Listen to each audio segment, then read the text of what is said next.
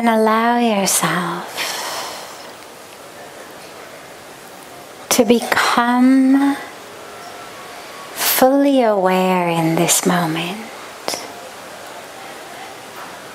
right here, right now,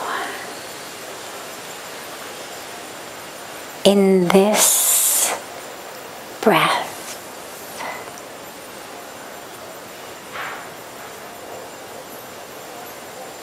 Bring all of your awareness to this moment right now. This space right now.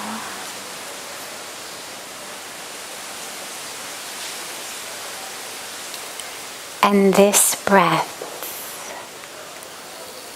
right now.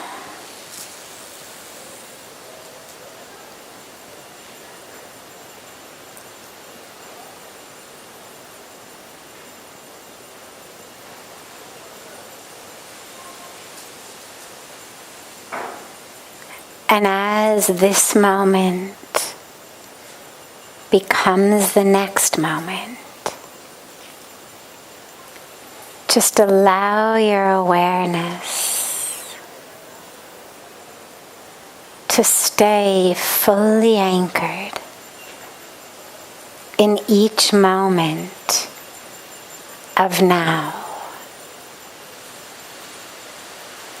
Right now, right here.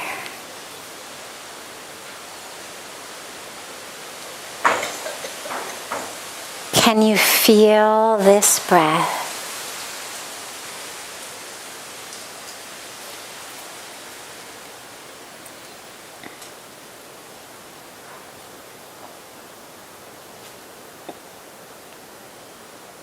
Can you become aware of the beating of your own heart?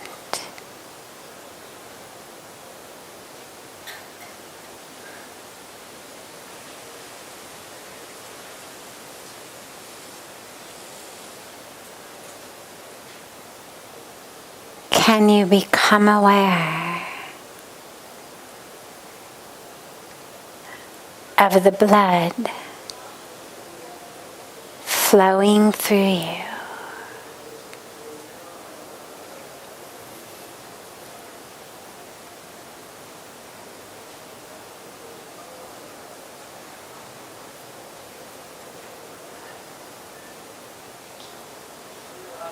Just allow that awareness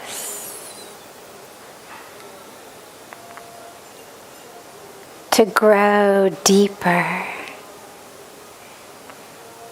and fuller, such that each moment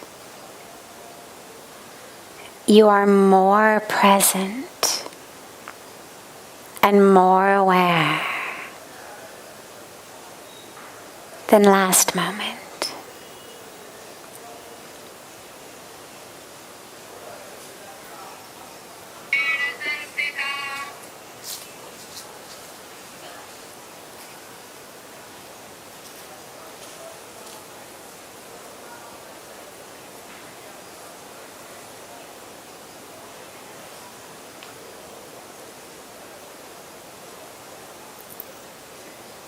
Don't try to change anything. Don't judge anything. Don't tell yourself stories. Just allow that awareness to be so deep that you are one with the breath that is flowing in and flowing out.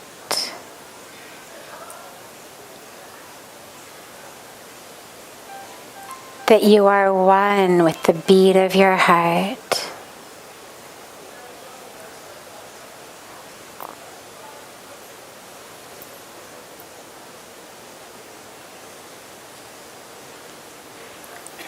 that you are one with the blood flowing through you.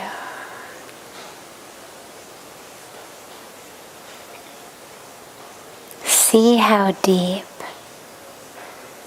that awareness can go.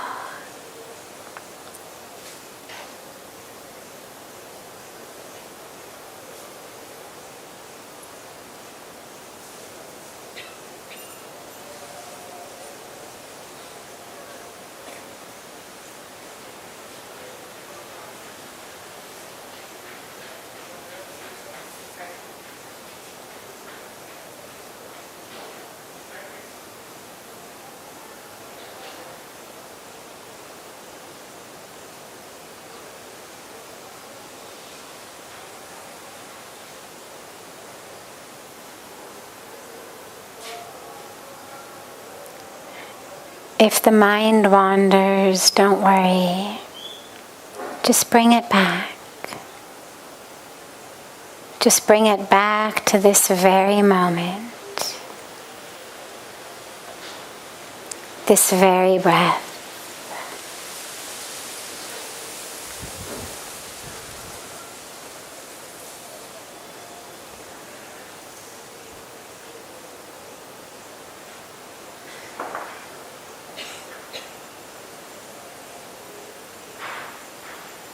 Now take it a step deeper.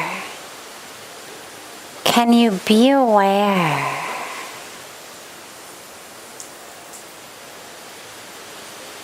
of that aspect of you which is not the physical heart beating, not the physical blood flowing, not the physical oxygen and carbon dioxide being exchanged in the breath, but rather can you become aware of that place within you, that state within you that is unchanging, that is simply noticing everything else change, but that itself is unchanging. Just pure awareness.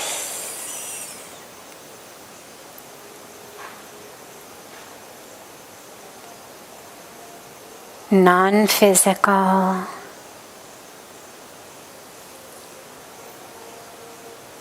non-changing, just that constant, eternal sense within you.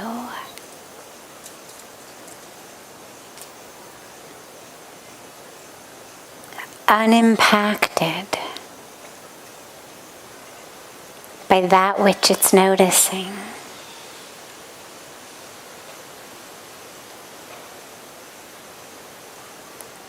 That just simply is.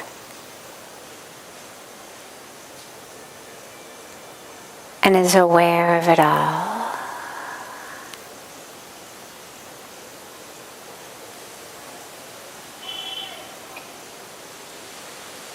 Can you drop into that?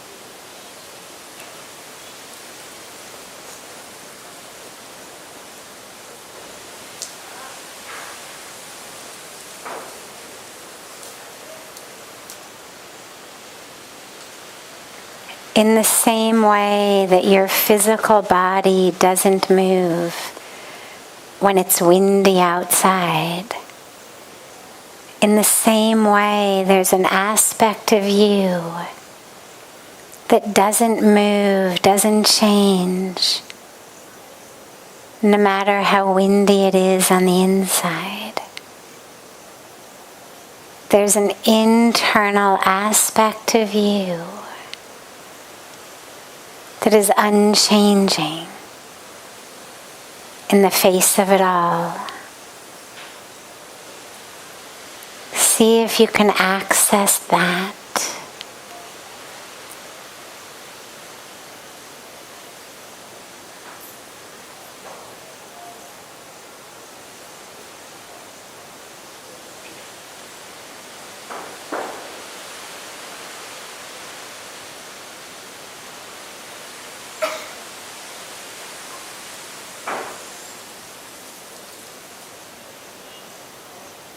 Just notice who is aware. Who is the one aware?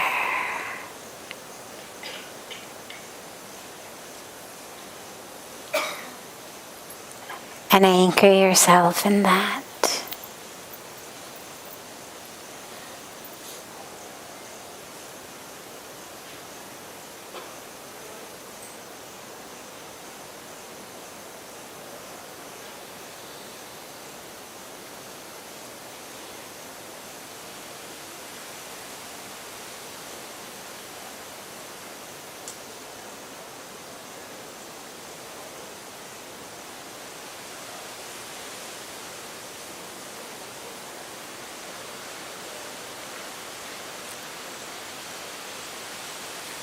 Slowly and gently, bring your hands together at chest level and rub them gently against each other.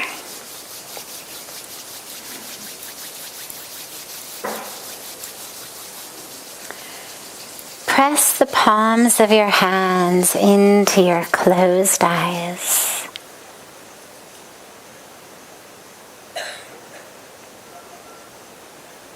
Slowly open your eyes and lower your hands.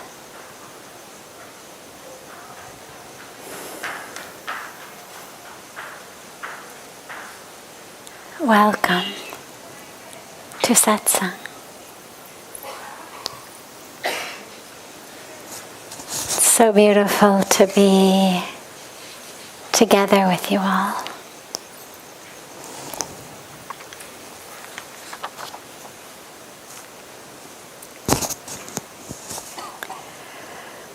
Why do we always crave things that are bad for us? Even with all of the really good for us options out there, why do we crave that which is bad for us?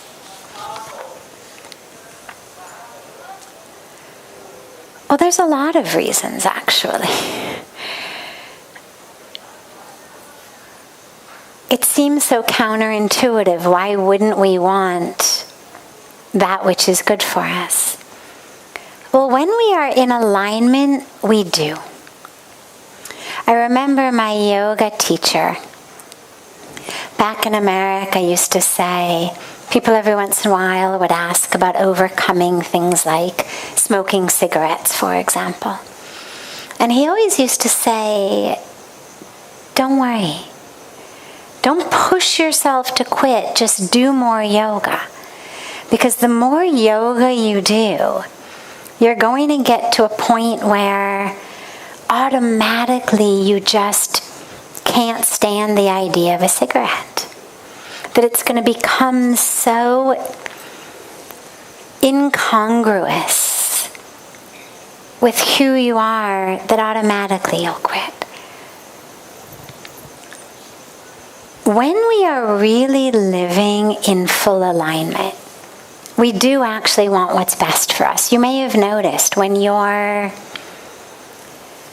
meditating well, you're doing your yoga, you're living in alignment with your spiritual practices, with how you're serving in the world, you're much less likely to find yourself, scarfing down entire pints of ice cream or whole bags of chocolate chip cookies or 6 packs of beer or things like that. We tend to find ourselves doing things like that when we're out of alignment. We're depressed, we're jealous, we're bored, we're angry, we're living in a way that isn't in alignment. We've been staying awake too late at night, therefore sleeping in the morning, skipping our meditation, skipping our yoga. So if you bring yourself into alignment, if instead of beating yourself up about the ice cream or the cookies and giving yourself yet another thing to feel miserable about, instead of that, just recommit yourself to the practices that bring you in alignment.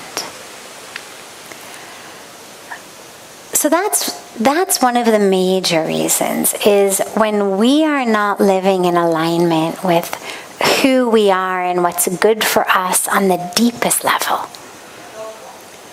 we're going to not crave that which is good for us on the outer level. When you are in great alignment, those are the times that you want those veggies, like you're craving the veggies. You're craving salad, you're craving fresh fruit, you're craving things that are healthy because you're living a healthy life. You're living a life that isn't healthy is when you're craving the junk. But another reason is really very simple, which is, I think of it as the insidious world of advertising. And it's this massive industry, billions of dollars, that is really focused on only one thing, which is getting us to buy their product. Now, if I'm the producer of organic salad leaves, I'm going to spend advertising money on trying to get you to buy organic salad leaves. But the organic salad leaf growers tend not to have the budgets that the makers of Big Macs have, for example. And so what you're going to get is a lot of advertising that associates, and this is really the key, it's not going to advertise and say, eat this thing, you'll feel sick. It's not going to say, eat this and I promise you're not going to want to get out of bed tomorrow morning. It's not going to advertise it like that. It's going to be an advertisement of a bunch of friends and they're out together and they're loving each other's company. They're having a wonderful time. And oh yeah, those are Big Macs on the table. Or it's a happy family. A husband, a wife, some good-looking kids, and everybody's loving each other. They're all getting along. And they're sitting down for Big Macs. Now, what ends up happening is that subconsciously in our minds, when we're feeling lonely, or we're feeling disconnected, we're feeling ungrounded, that unconscious association of, Big Macs are the things that, bring friends together and they bring families together. And then suddenly you find yourself craving something that has nothing to do with actual food. I mean, you couldn't actually consider that really food anyway. But it doesn't actually have anything to do with what you're feeding your body. And it has everything to do with actually what you're looking for in your life. And this is how everything is sold.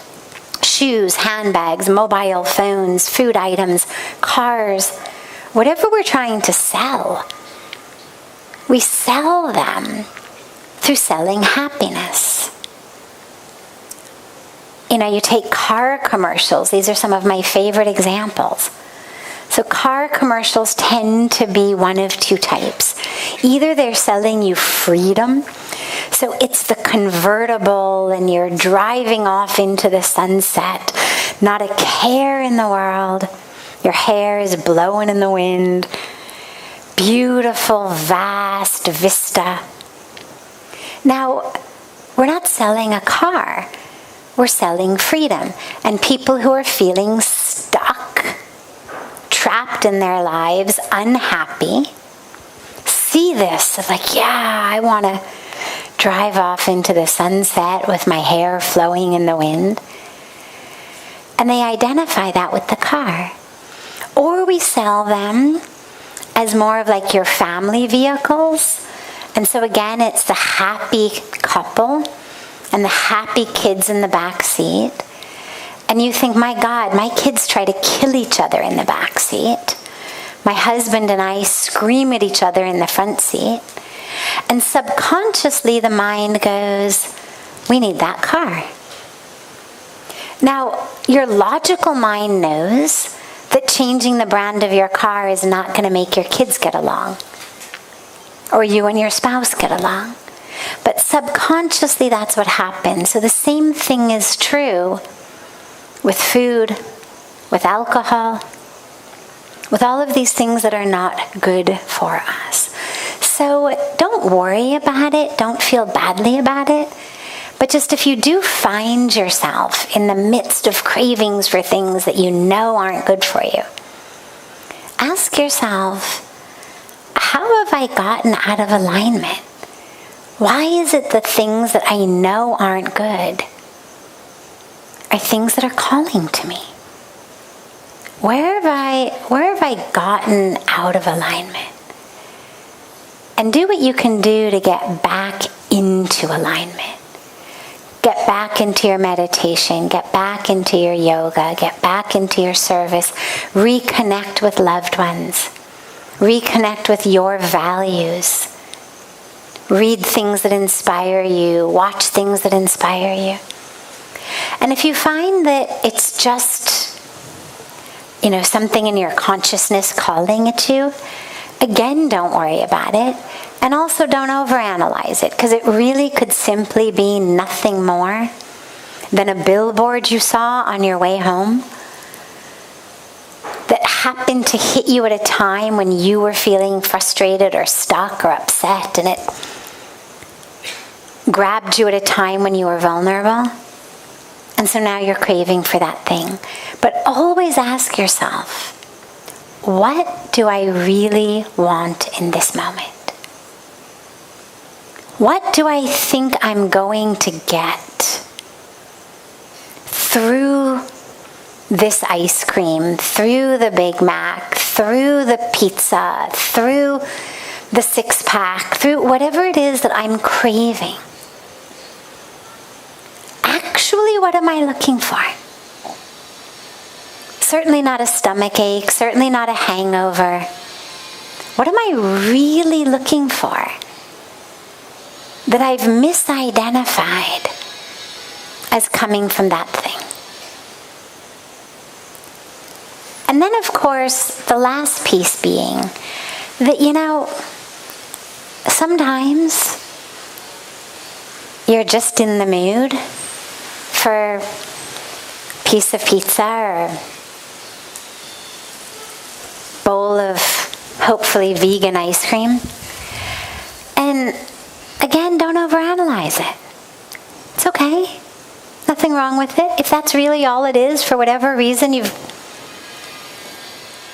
have a bowl of the ice cream. Have a piece of pizza. There's nothing wrong with it or you.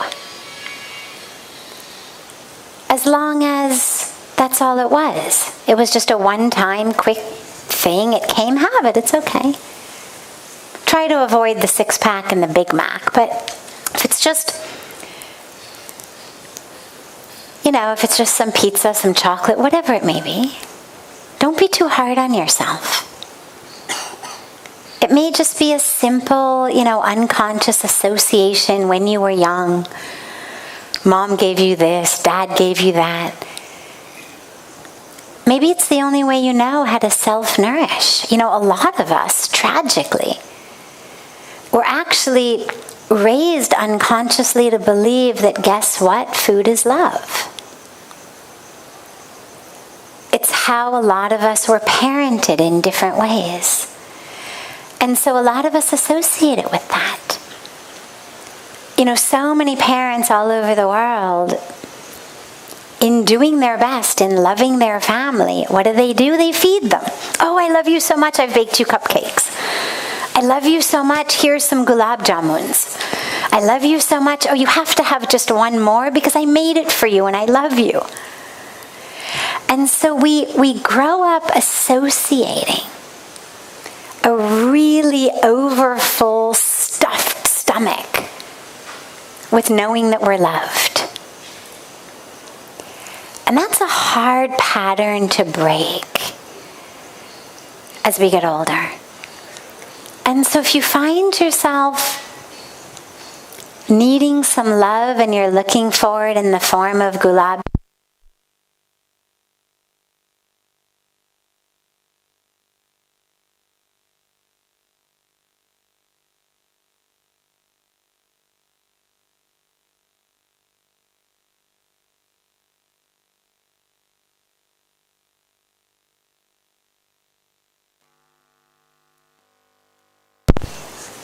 see whether there's a way that you can find the real love you're looking for, the real nourishing, nurturing that you're looking for, rather than just the stuffed stomach. But through it all, don't feel badly, don't judge yourself. There's so much that we're already feeling like we don't do quite right. And food becomes one of them. So go lightly on yourself, go easily on yourself. Do that which is healthy for you. But what's most important, honestly, and I'm a big payer of attention to food and to what's healthy and to research on what's healthy. And what all of the research shows is that actually more important than what goes in your body is how you feel about it. As big of a fan of green shakes as I am, the truth of the actual research is that in terms of the long-term health benefits on your body, you are much worse off drinking a green shake while you're angry than you are eating a piece of pizza while you're happy. And so if depriving yourself in some way is making you feel angry and deprived and miserable, you're not actually benefiting yourself, even on a physical level. What's important is that our mind is peaceful and joyful. And ideally, yes, we find joy feeding ourselves things that are healthy for us. But if that's making you angry, you're much better off eating something that's actually going to make you feel happy about it. Because that happiness is doing a lot more for your body than all of the green shakes ever would. So get in alignment, and then you'll find that what's good for you is what makes you happy. But at other times, it's okay. We all have different ways of nourishing and nurturing ourselves, and so just make sure that you are taking care of not just your waistline, but your heart.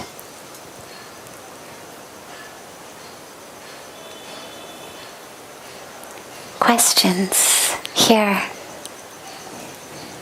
Yes. I had a question. A lot of us are goal-driven. I had a question. A lot of us are goal-driven. So we try and put goals for ourselves on a daily basis, weekly basis, monthly basis, and we find that unless we put those goals for ourselves, we're not able to do what we want to do. How do we align ourselves to the right goals and put the right goals before us rather than goals which are just making us sprint in all kinds of directions? Beautiful. Introspection. Introspection and contemplation are the best ways to choose your goals. And I would begin any goal-setting activity with one very simple question. Let's say I'm setting a goal a month from now, or I'm setting a goal for a year from now. Before you even think about the goal, ask yourself one very simple question. How do I want to be 1 month from now? How do I want to be 1 year from now? If I had a magic wand and I could compress time in such a way that I didn't even have to do the work, didn't have to set the goal, didn't have to do the work, I could just magic wand that, what would it be? So we were just talking about, food. Well, so a goal might be, I would like to be healthy. Or if you say, 6 months from now, I would like to have a healthy body. Okay. Well, then the goals are clear. What is it in your body that's currently unhealthy? And you set goals accordingly. I'd like my cholesterol to come down to normal. I'd like to lose some weight if I'm overweight. But on other levels, it's so easy to set goals based on what society says we should want. As though somehow the highest goal that we should all strive for is more money, more success on that level, more power. And so people run after that. But if you're really honest with yourself, ask yourself, what do I really want? And if you don't know, a good way to check in is to say, well, over all the years of my life, what have been my happiest moments? What have been the moments that have felt the most satisfying, the most deeply enriching, the most full and fulfilled moments of my life? Chances are they weren't shopping trips. Chances are they weren't new purchases or deposits into your bank account. They're going to be times that you made a difference in someone else's life. Times that you deeply shared and connected with another being. Times that you connected with the divine.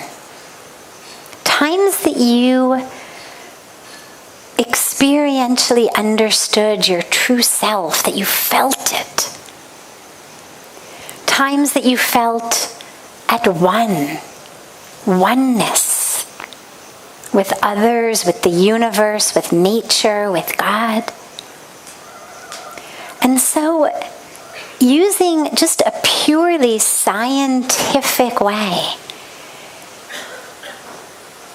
find out from yourself what actually gives me deep fulfillment. What gives me deep joy? And then ask yourself, how can I have more of that? So for example, if you're like most people in the world, you are running after making more money, which means that you are spending lots of long hours in the office. Maybe you've got a long commute also. But when you ask yourself what the most meaningful times of your life are, they're going to be, for example, playing with your kids. And yet, you've made a decision to have a job that's 2 hours away because you make an extra, a few hundred or a few $1,000s a month at that job. But now you leave home while the kids are still asleep and you come home after they're asleep. So you've made a decision in alignment with a goal that isn't even in alignment with actually what you want in your life. And so when you go to set goals, before you do that, really ask yourself, what brings me deep meaning? And when I say joy, I don't mean, I like to go to parties. Not the type of joy that wears off right away. Not the, I like comedy movies. But the deep joy. The lasting joy. The joy on a soul level. That's not, I was enjoying the movie till my Coke spilled in my lap. Now I'm no longer enjoying the movie. But really deep heart, soul level. And then set goals that are in alignment with having more of that. And along with that, so that's one list you should make before you set your goals. And the other list you should make is, what are my values? So what brings me joy, meaning, fulfillment? And what are my personal values? What do I believe makes for a right life? What we would call a dharmic life or a yogic life. What are those things? What are my values? For example, do I value generosity? Do I value service? Do I value protection of the environment? Do I value,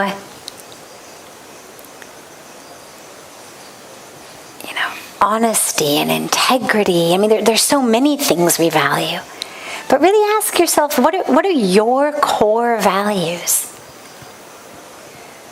If somebody said to you, what are the 10 values or 5 values or 7 values that if you had to align your life along a set of values so that at the end of your life you could look back and say, yeah, I did it.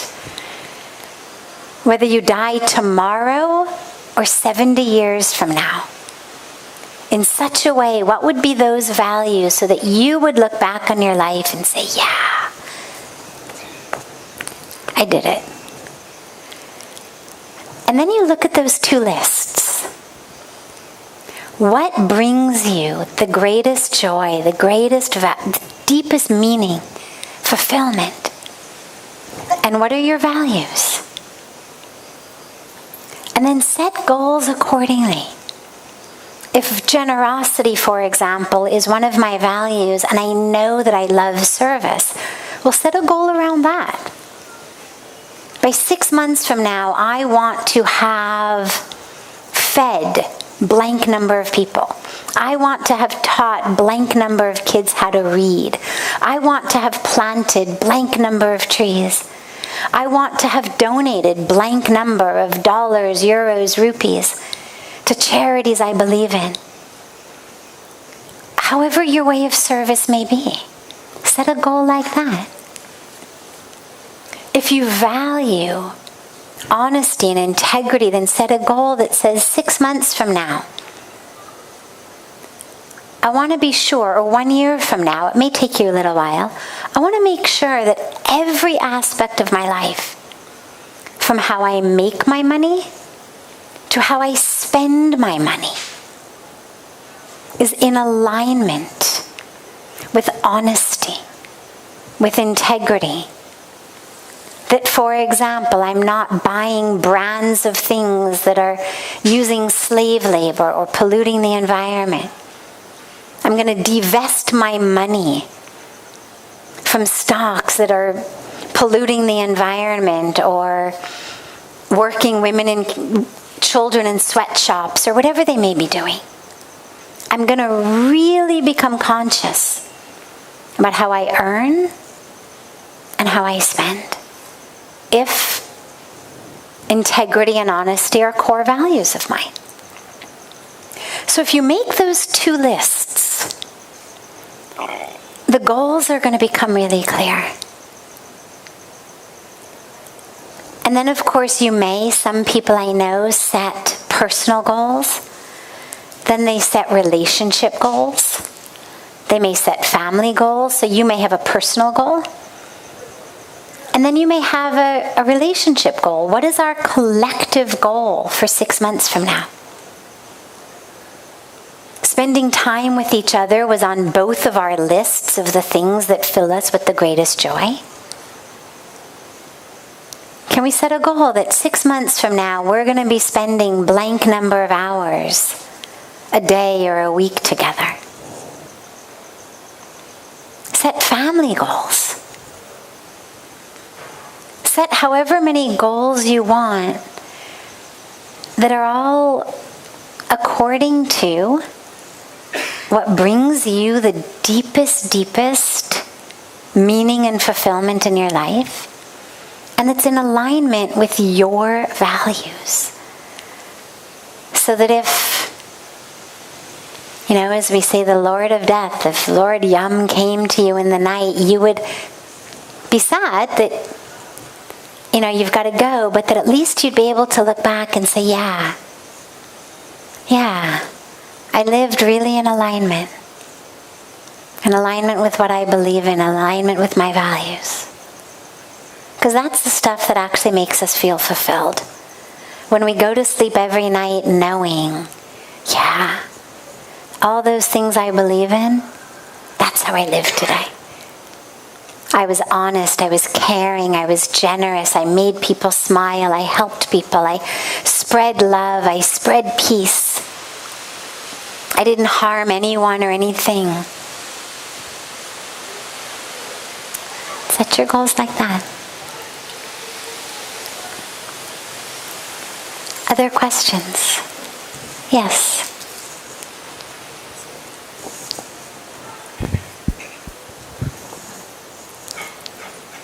No, okay, no problem. You got yes. Do we all belong, or should we all belong? Beautiful. And should we want to belong? Belong to what? I understand the depth of your question, but I want to see if in your mind, do you have a sense of belong to what? For me, that brings up the idea, at what cost? Because there's things I don't want to belong to, and there's things that I do. But at what cost? Should I want to belong? Okay. And should I prioritize belonging, and at what cost? Great. And I'm glad I had you clarify that. So, we absolutely, in my book, should never sacrifice who we are to belong. Whatever it may be, if it is worthy of belonging to, we will belong in the truth of ourself. If we have to deny the truth of ourself to belong to something, I would say it's not worth belonging to. So, in your question, to what cost? I would say to no cost, meaning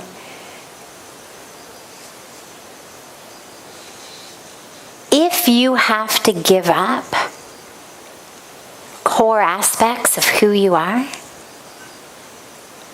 truth of who you are, and I don't mean little things. I mean, if the rules of, the place are your ankles have to be covered. In Indian society, for example, there's a lot of places you can't go if you've got bare shoulders or bare legs. Well, okay, I would say that's a small cost to pay. It's just a matter of the clothes that you wear for a certain period of time. But if some place is, or group is, requiring you to change an aspect of who you are at the core, it's not worth it. And that's where, really at the end of the day, the question for me is, how can I focus on belonging to myself? That's what matters. All the people in the world could adore me. Forget just accept, but adore me. But if I don't belong to myself, I'm going to be miserable anyway.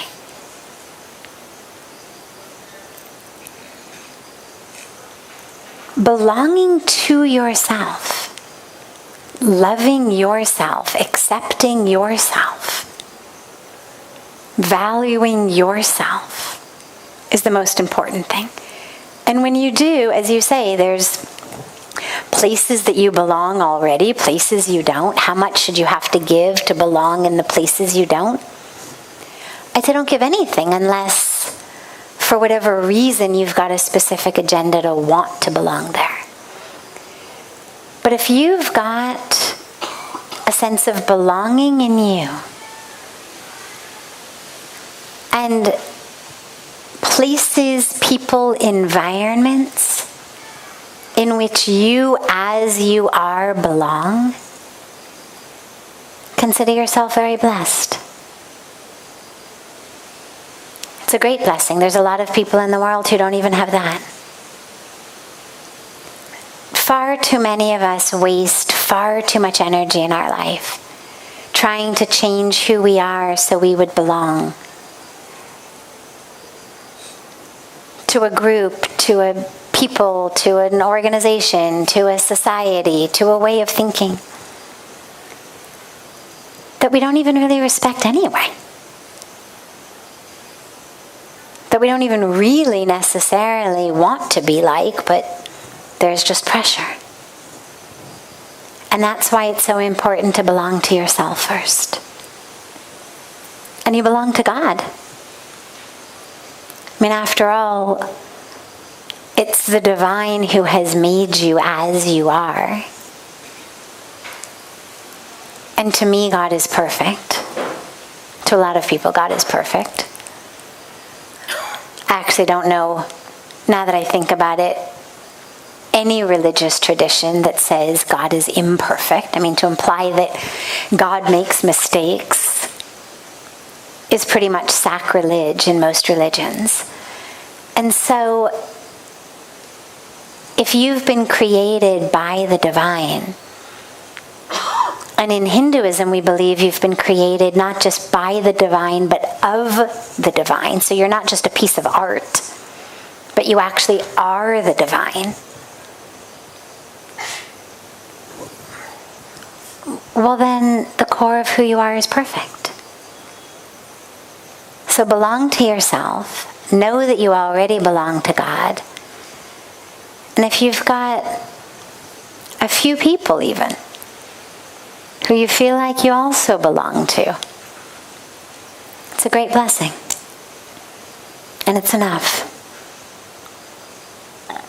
And it's much, much, much better, in my opinion, than sacrificing who you are to belong to groups that aren't even worthy of your respect, since they wouldn't value you if you didn't change who you are. I mean, those who would be worthy of respect are those who themselves embrace values and virtues like acceptance, love, openness, oneness. And if they don't, by virtue of the fact that you have to change to belong, don't worry about it. It's not worth it.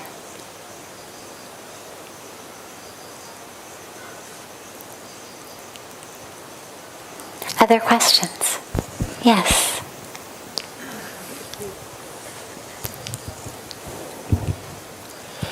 My question is, how do I stay consistent with whatever I'm doing? For example, from a student's perspective, whenever I get into a new grade, I get my new books, I'm like completely focused and charged up in the first few weeks, first few months.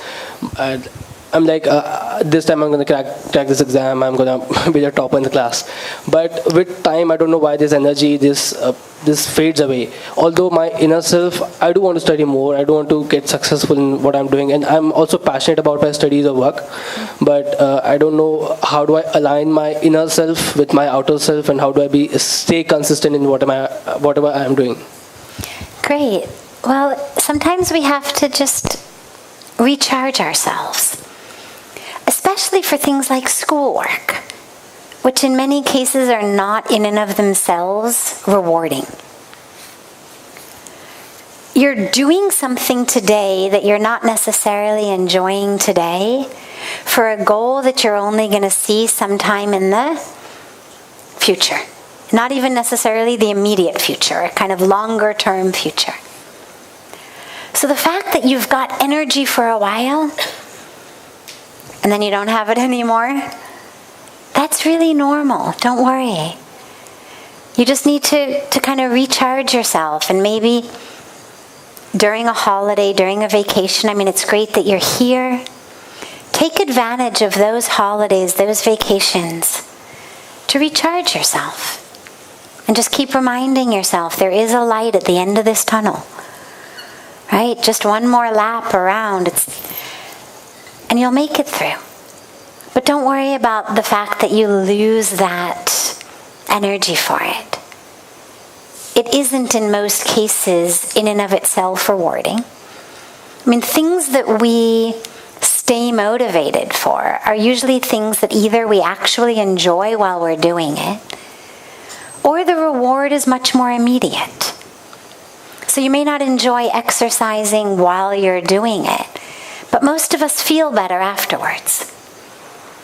And you can certainly start to see a difference in just a couple of weeks. But school and advanced school and university and graduate programs, I mean, it seems like it just never ends, right? And it's year after year after year, and you're doing something that you're not necessarily enjoying, and the rewards are not coming very soon.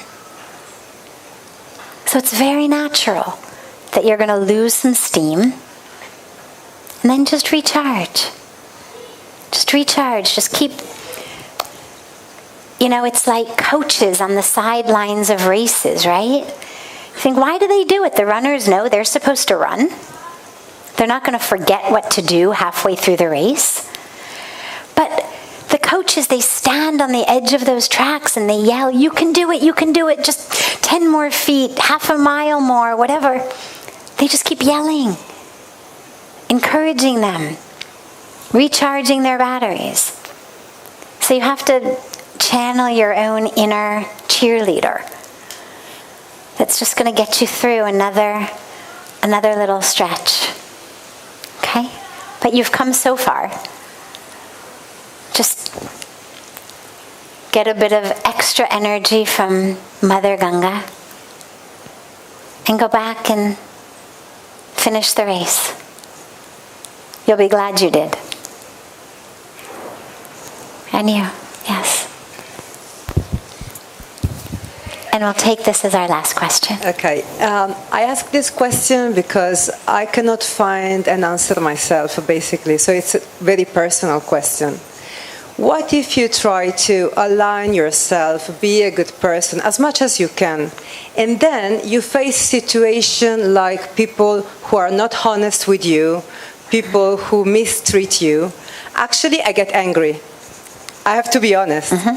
It's okay. But is it the right reaction? Maybe it is not, but how to handle this situation where you clearly see that people are mistreating you and are obviously not honest with you? I cannot handle this kind of situation. I didn't find an answer myself. So I ask you, what do you think about that, basically? So, here's the question for you. When you get angry, let's just for a moment say it's neither right nor it's wrong, it's neither good nor it's bad. Let's just look at the futility of it. Let's say someone's dishonest with you, they mistreat you. You get angry. Does it help? Sandeep भैया उनको mic दीजिएगा. Does it help? Are they honest with you now? Sometimes it did. It is incredible to say, but I've seen that there are people who are so bad that if you don't get angry, they continue mistreating you. So I know it is futile. It's not really worthy to get angry. I agree with you, but sometimes I've seen people continue mistreating you till when you don't say stop. Very good point. Okay. That's the point. We're talking two different things. Anger is that which kills me. I generate it inside. It is poison. It flows through my bloodstream, killing me. It then comes out of my mouth, out of my eyes, out of my hands sometimes, onto other people. Now, it may have an added impact of behavior modification. They finally stop whatever they're doing. But I've poisoned myself in the meantime. There is another alternative, though. Nobody ever said that to be spiritual means you have to be a doormat. Nobody ever said that to be a peaceful being means let everybody take advantage of you. That's not at all what anybody's saying. You can be firm. You can be strong. You can be strict without poisoning yourself. Teachers do it all the time. Parents do it a lot. Yes, there are times as teachers, as parents, where you have to show some anger in order for students, kids, maybe in some business situations, employees, to actually take what you're saying seriously. I know that. But that is not going to kill you on the inside. Being stern, being strict, being firm, being serious, that's not poison inside. The poison inside is the anger where I feel injured. And in that injury to myself, I boil inside. And that boiling inside kills me. So what you need to work on, you've hit upon a very important point. There absolutely are times in our life where we need to show that we are serious, that we will not be walked all over, we will not be taken advantage of, we will not be mistreated. But you don't have to poison yourself in the process.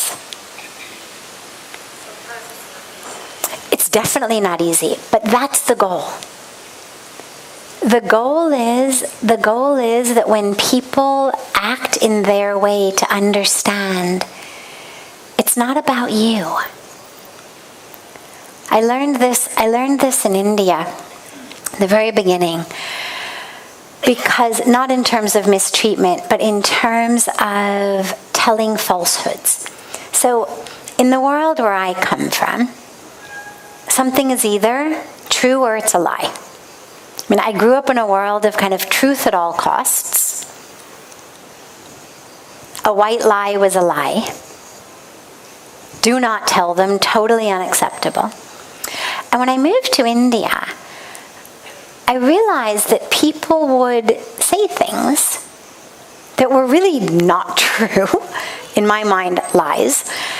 But in their mind, they were doing it just because it was the easy way to do things. And I'll never forget, my favorite example of this was I had called a guy in Rishikesh from whom we were doing some computer work, and I needed a cord to connect my printer to the computer. And I say to him, do you have this cord? He says, yes. And I say, great, how long will it take you to bring it over to me? He says, 20 minutes. I say, great. An hour goes by. I call him. He says, I'm just walking out right now. I'm so sorry. Some customers came in. I'll be there in 10 minutes. I say, great. Another hour goes by. I call him. He says, I'm on the bridge. Be there in 2 minutes. Great. Half an hour later, he calls me. He says, I'm so sorry, I don't have that cord. Would you like me to order it for you? Now, to my very American mind, my initial reaction was, what? Like, where do you even begin here? Right? I mean, how many lies have you told me? Obviously, you weren't walking out of your shop with my cord. You weren't on the bridge with my cord. You've only now started to look for it 3.5 hours later after you've been lying to me all morning. But I realized something very critical in that moment.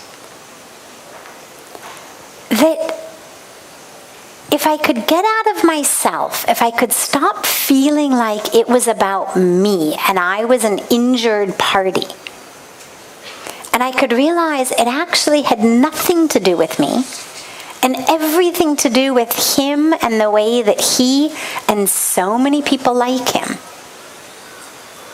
do business and do life in this country, that I could actually smile and laugh and have a good story to share years later and say, yeah, sure, please order it, that would be great. Because it didn't do anybody any good for me to get furious about it. Now, I share that with you because it isn't easy. Every time in those first years that I got, in my mind, lied to, I felt really hurt. I felt angry. I found myself calling people into my office and giving them a really loud piece of my mind about how dare they lie to me. But what I saw in every one of their eyes was, it wasn't about me. They had not intended to hurt me at all. They were not trying to betray me or cheat me in some way. It was just what they had said. And okay, it turned out it wasn't exactly true, but what's the big deal? And that I was only hurting myself. And I share that with you because you have that same choice. When things like this happen, it doesn't mean you have to accept it. You can stop it. You can be firm, you can be strict, you can set up rules. But you don't have to feel like the injured, betrayed, cheated, harmed party that makes you furious and makes you boil inside. Because that's saying it's about you. And the truth is, it's not about you any more than it was about me. It's about them, and it's about the way that these people who are mistreating you live. It's about the way they think. It's about their own confusion and ego and fear and anger. It's not about you. Stop poisoning yourself because of someone else's inability to live in a way of respect, of love, of care, of honesty, of honoring. Set your rules. Set your parameters. Stick by them. Be firm about them. But don't give up your peace and your joy and your inner health because someone else is unskilled in the art of living a human life in honesty and love. That's their failing. Don't make it your illness. Yeah. Beautiful. Have a wonderful rest of your evenings. A beautiful day to our family from all over the world, joining us through this gift of technology. And so much love to you all.